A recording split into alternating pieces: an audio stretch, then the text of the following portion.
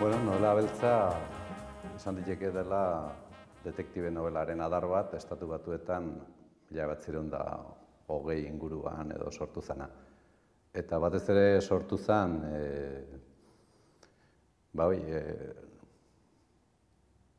aldizkari xumeetan, oso aldizkari merkeetan eta novela labur bezala. Eta gero autore horiek novela laburrak eta sail bat idatzi eta gero hasi ziren novela luzexeagoak edo luzeak idazten. Garai batean, hilketa bazen, polizia bat heldu eta poliziak azaltzen zuen edo bilatzen zuen egia eta ikerlari bezala sartzen zen, gauzak lasaiki pasatzen ziren, Agatha Christie edo Conan Doylen kasuan bezala, baina geho pixkanaka eleberri beltza beharrezkoa zen, zenta horrek sortzen zuen, ateatzen zuen manikesmotik, zenta novela klasikoan, eleberri klasikoan, zea badie polizia onak eta gaizkile txarrak, eta horrean beltzean personaia izan diteke polizia gaizkigile bat, izan diteke detektibe gaizkigile bat, eta txarra bilaka liteke ona,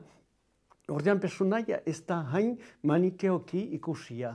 Ezaugarri nagusinak nire ustez dira alde batetik errealismoa, eta hori esatean esan nahi da ez dela joku intelektual bat bezala planteatzen, baiziketan benetan hilketan noiz eta nola gertatzen den errealismoz tratatzen saiatzen den genero bat dela. Eleberri beltzak sartzen gaitu ekintzan, ez du esplikatzen hilketan ondotik ze teatzen den, ze dedukzio, baina hilketa bera erakusten digu. Novela beltza. Inglesez esaten dute hard-boiled novel. Gogor egositako novela, gu novela beltza esaten dugu. Eta hor importanteena da gizarteko gorabehera, batez ere gizartearen ustela eta zikinkeria eta jauntxokeria eta mafia eta ezagutzea. Bizitzen da hilketa barrutik, ez kanpotik, ez dedukzioz. Barrutik bizitzen da, eta den berean, errealismoaren aldetik, ordean hirugarren elementu bat, gizarte deskripzioa bada, deskribapena, gizarteak, eman dezagun gizarte ez bakarrik gaizkigilena, batzuetan eman dezagun burgesak, beste batzuetan baserritarrak, bestean bazterkinak, etorkinak, eta mundu guzia erakusten da, gizarte arazoak sartzen die novela hortan. Oainant ez nuen aurkitu, ez eta haren berririk izan plazan, eta nire bulegora eta Juliari deituta ere, ez bainuen ezer lortu. Bilatzeari utzi eta Hermanen bulegora abiatu nintzen. Mehatzetako ingenieria da, nire bezeroa. Sozietate berri baten eraketa prestatu berria nuen harentzat, eta aldaketatxo batzuk behar zituen dokumentuak. Detektibe historioak planteatzen zuen, hemen hilketa bat gertatu da, hilketa hori nork egin duen erabaki edo asmatu behar da, eta hiltzaile horri bere zigorra edo mereziduna eman behar zaio. Eta novela beltzak berriz ez du hori planteatzen du. Hemen hau gertatu da, baina idazlearen edo detektibearen ikuspegia izan liteke hori argitzea, baina batez ere da horren inguruan eta horren azpitik zer dagoen eta gizarte hortan zer gertatzen den eta bar argitara ematea. Novela beltzak badu beheko gizarteko goraberak ere. Hain zuzen ere, askotan, aberatsak eta goi mailako jentea baliatzen da beheko gaiztakinez eta droga eta mundu hortaz baliatzen da, bere diruak irabazteko. Orduan askotan bi mailak alkartzen dira. Personaia berriz, era askotakoak izan dituzke. Batzutan personaia importanteena agian detektibea bera da. Eta detektibe hori bere jarrerarengatik, bere jarrera askotan azpimarratu izan dena da gogortasuna. Eta gogortasuna era askotara, hor azaltzen denari buruz duen ikuspegian. Gogortasuna hori da novela beltzaren ezaugarri handienetakoa, inglesez ere hard-boiled esaten zaio, hau da gogorra.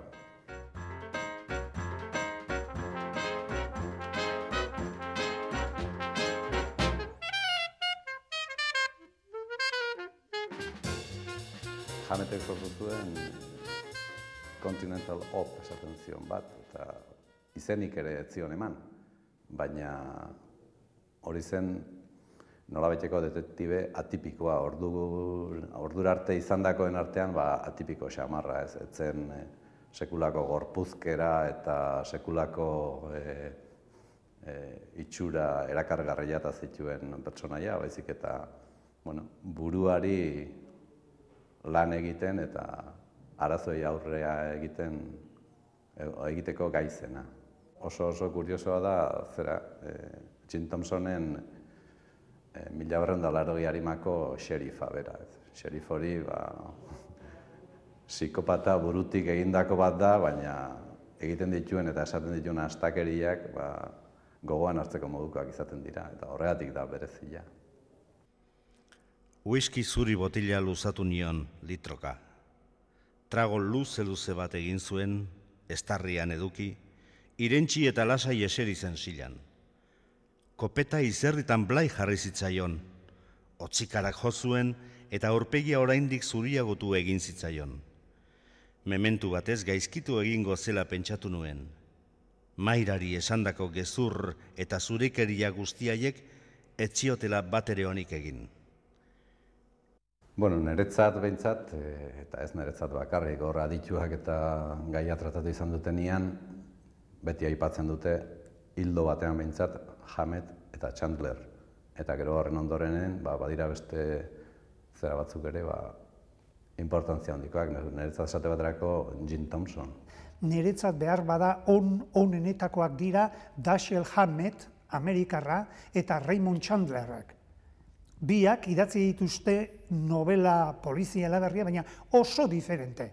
Niretzat, estilo aldetik, Raymond Chandler bestelakorik oso gutxi daude.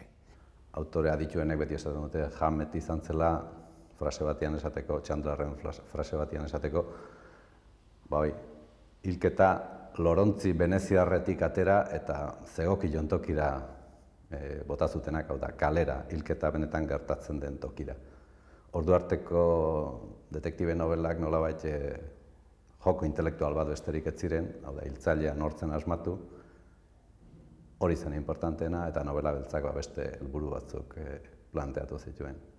Suspensea landu dutenen artean esate baterako Bill Ballinger, guk aurkitaratu genion Kez egindako retratua, edo Boris Vian bat, edo orain modan edo modagon dagoen Patricia Highsmith bera ere. Horiek dira genero horrek eman dituen maisu handietako batzuk, baina beste mordoska bat ere badira.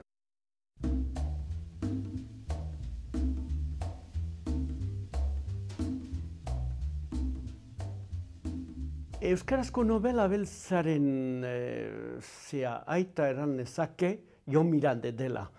Ez du novela osorik idatzi, baina bere ipuinak eman dizakun zazpieraileak edo erezik kantari edo lakoak edo gauaz parke batean novela beltz osoak die. Aurreneko polizia eleberria Loidi Bizkarrondok idatzi zuela, euskera aldetik zoragarri. Gero bigarrena izan zen, eta hori askok ez dute irakurri.